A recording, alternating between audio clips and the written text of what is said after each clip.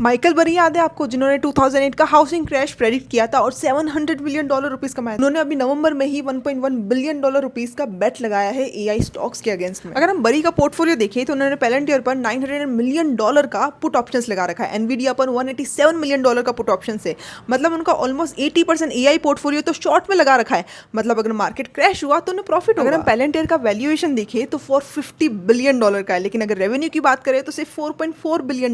वैसे ही एनवीडिया का जो पी रेशियो है वो भी जो ड्रॉपिंग हवाबाजी चल रही है वहां भी। अभी आप स्कैम देखो चल क्या रहा है। एनवीडिया ने ओपन एआई में इन्वेस्ट किया $100 बिलियन रुपीस। ओपन एआई ने फिर से वही पैसा एनवीडिया से चिप्स खरीदने में लगा लिए।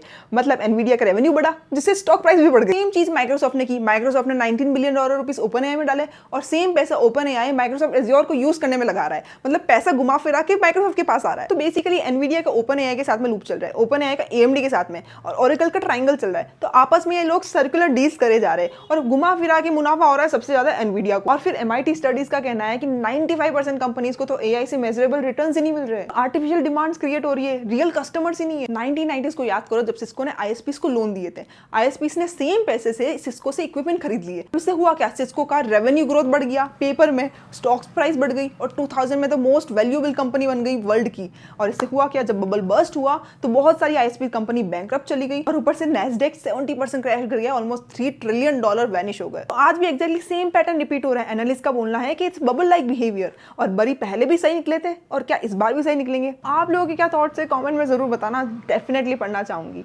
And follow me for more such content.